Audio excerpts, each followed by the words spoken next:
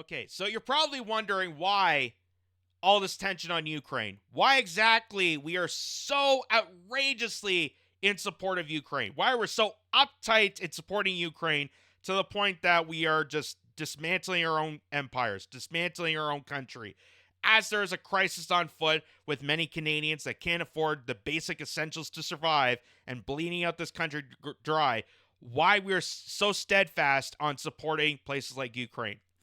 Well, we turn to an article that was written by our good friends at the World Economic Forum.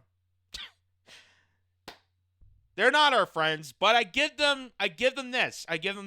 They're at least lenient on being upfront about their evil. I give them credit on that. At least they're upfront and honest about how notoriously evil they are. It's not like here in Canada where it's like, yeah, you know, we're doing this to help you, to help benefit you. Like, no, the World Economic Forum just goes up front and says, this is what we're going to do and deal with it. So, why in Ukraine? And this was highlighted by people like Lindsey Graham who have pointed this out. The future of critical raw materials, how Ukraine plays a strategic role in global supply chains.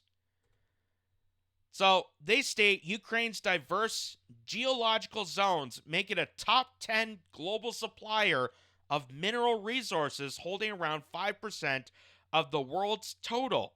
The East European nation has approximately 20,000 mineral deposits covering 116 types. Before Russia's full-scale invasion, 3,055 of those deposits were active, including 147 metallic and 4,676 of non-metallic mineral deposits. Ukraine is a key potential supplier of rare earth minerals, including titanium, lithium, beryllium, manganese, gallium, uranium, zirconium, graphite, apatite, fluorite, and nickel. Despite the war, Ukraine holds the strongest titanium reserves in Europe. It is one of the few countries that mine titanium ores crucial for the aerospace, medical, automotive, and marine industries. Before February 2022, Ukraine was a key titanium supplier for the military sector. See how things go hand in hand? They supplied the titanium for weapons of mass destruction, and then we give them our weapons of mass destruction to put the world into the threat of nuclear war. Great! Oh, such great partnership, harmonizing, synergy. It also has one of Europe's largest confirmed lithium reserves, vital for batteries, ceramics, and glass. Ukraine is the world's 5th largest gallium producer, essential for semiconductors and LEDs, and has been a major producer of neon gas, supplying 90% of the highly purified semiconductor-grade neon for the U.S. chip industry. Well, look at that, kids. Look at that. So now we should be praising nuclear war because once the world turns into the next Chernobyl, you could take your brand new Teslas with radioactivity and a brand new microchip out for a drive to see the destruction of humanity. Great job! Yay! Ukraine boasts confirmed deposits of beryllium, which is crucial for nuclear power, aerospace, military, acoustic, and electronic industries, as well as uranium, which is essential for nuclear and military sectors. Zirconium and apatite, I don't know if I'm pronouncing that right. Is it apatite?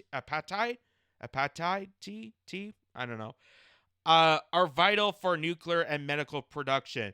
The country is also known for its substantial high-quality iron ore and manganese reserves, which are crucial for green steel production.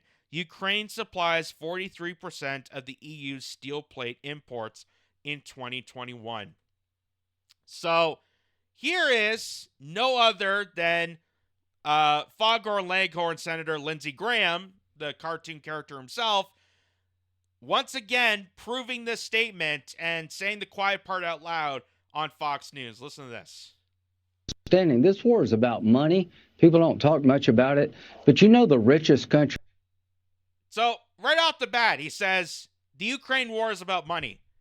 Oh well, whoa! I thought this was about humanity. I thought this was about democracy. I thought we were defending the people of Ukraine. Oh wait, what people are left in Ukraine? Oh, it was about the money the whole time. Not a lot of people talk about it, though. I love how he adds that in. I love how he adds in, oh, a lot of people don't talk about it. You think? You think? Like, is that such a conundrum? Oh, people don't like to talk about the real motivations of war. Because if people realize that all these wars are business wars, all these wars are economical business opportunities to capitalize off the death and despair of humanity, then people wouldn't actually be supportive of these wars. Then there'd be a lot more people on the streets protesting this like they did the Iraq War. And I wonder what happened to those people. Wherever happened to the anti-war left? That seemed to just go away. Now it's people like me that apparently if I bring this up or mention nuclear war and don't want a catastrophe, that somehow makes me a Putin puppet. Somehow I'm supportive of Russia to care about my life, to care about other people's lives. You know, how dare I? Maybe that's why people don't talk about it, Lindsey Graham. But here's more of this. In all of Europe for rare earth minerals is Ukraine. $2 to $7 trillion worth of minerals that are rare earth minerals, very relevant to the 21st century. Ukraine's ready to do a deal with us, not the Russians. So it's in our interest to make sure that Russia. By the way, when they say Ukraine is ready to do deals with the United States, with the Western world, it means that NATO came in and blackmailed Ukraine to say, you are going to do this, or we will do something to your country, and you'll be pretty upset and regrettable on that. Because that's what they tried to do with Zelensky. People thought Zelensky was going to be, out once the word got out, once people realized that, hey, this guy isn't exactly working out. So now they're trying to, suppress him. They're trying to control him even further by saying, you are going to give us these mineral reserves. You are going to do, instead of actually leaving it to Ukraine themselves, which actually be more democratic, more protecting their sovereignty, which I thought that was the whole point of this, but no, it's about business. Like every goddamn war that we've ever took part of. Every goddamn war always comes down to business. Every damn freaking occupation always comes down to lucrative bloodthirst business. And people don't want to talk about that. That's concerning. According to Lindsey Graham. He says more. Russia doesn't take over the place. It's the breadbasket of really the developing world. 50% of all the food going to Africa comes out of Ukraine. We can make money and have an economic relationship with Ukraine that'd be very beneficial to us with peace. So Donald Trump's going to do a deal. By the way, he mentions about Africa. He mentions about Ukraine being the breadbasket for Africa, and that's true. Ukraine does provide a lot of food and resources because they have a lot of farmland in Ukraine that's being sold off to BlackRock, as we're talking about this. Gives a lot to African nations. So you would think that Africa would be on the side of the United States. No, Africans are on the side of Russia because they know that's a setup. They know that if America comes in, if NATO comes in and takes it away from them, which is exactly what's happening right now, that screws over Africa. That screws over Africa. So no, they're not on the side of the United States. No, they're not going to be on the side if if Ukraine aligns itself with NATO. Because that means they'll cut off the breadbasket. They'll cut off the exports. They'll sell it off to BlackRock. They'll sell it off to Vanguard. And they'll make a profit off of starving nations in Africa. So you wonder why all these nations are coming together for places like Vladimir Putin when he supports a different economic stability program called BRICS.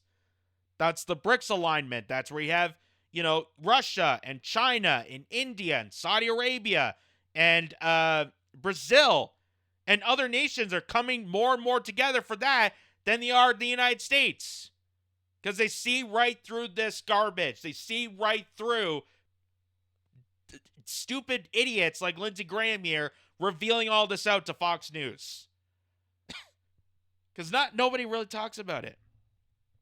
To get our money back, to enrich ourselves with rare earth minerals, a good deal for Ukraine and us, and he's going to bring peace. And Biden's been a disaster when it comes to containing bad guys. So his criticism is, we need someone to get back the investment that we put into war. That's the problem here, folks. War is not, hell. War is not a catastrophe. War doesn't cause death and disparity and destruction to humanity. It's just about bad investments. That's the problem there. We just need someone to come in and make a good investment, turn a profit off this war, which Biden is apparently doing.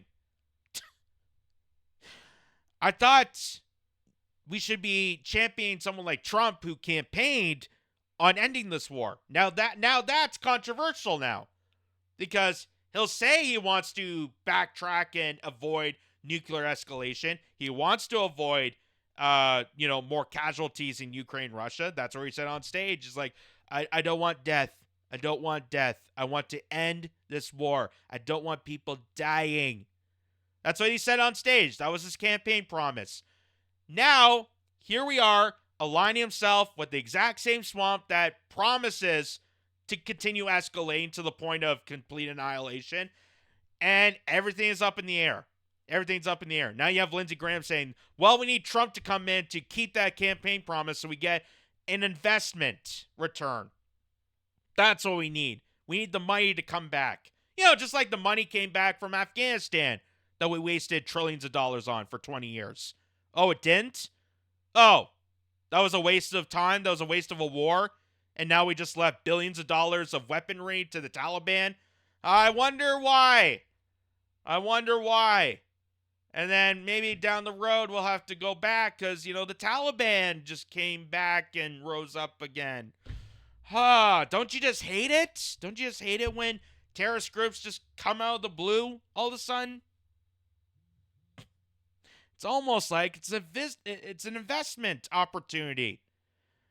So it's amazing he mentions that, but doesn't mention the obviousness, the complete observation, and this is from the Business Standard that pointed this out, saying the human cost of war, Russia-Ukraine conflict, leaves 1 million dead or wounded. Such a great investment, right? Such a great opportunity for business to wipe out the entirety of Ukraine so we can come in and take those minerals, because God forbid someone else might take it, and it's mine. I'll tell you, boy, it's mine.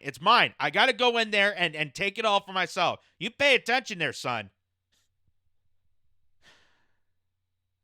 And underneath it, I don't know if people can see underneath it says a report by the Wall Street Journal claimed that in addition to the military casualties, Ukraine's birth rate has plummeted to record lows by a 3-to-1 margin. No shit, ladies and gentlemen. No shit. Because when you kill off these people, you're killing off pretty much a generation of males that are at the peak level of reproducing. You're killing entire generation, and that's the thing. You're killing off generations of Ukrainians by doing this, because they have changed the military standards. They brought in younger people, they brought in older people, they brought even younger people. Now they're having to drag women into this. They're dragging last resort men that haven't died off yet. They're dragging their bodies to the front lines of this war.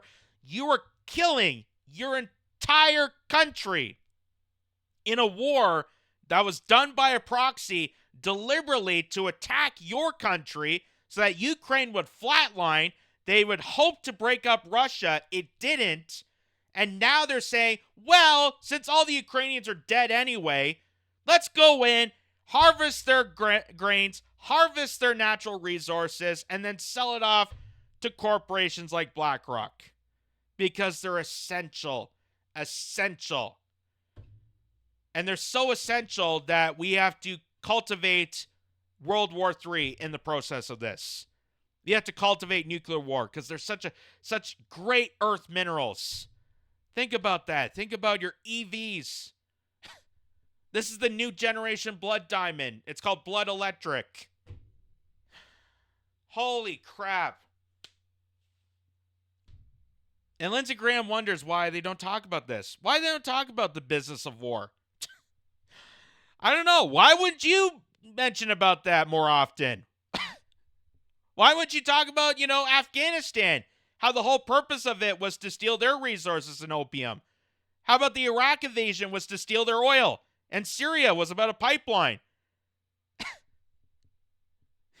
I'm feeling that if we talked about these things, then people would pretty much understand the military-industrial complex, NATO, Lindsey Graham, George W. Bush, Barack Obama, Joe Biden, Hillary Clinton, Justin Trudeau, Chrystia Freeland. Any of these sick, twisted people should have never been trusted. Ever. Ever. Ever.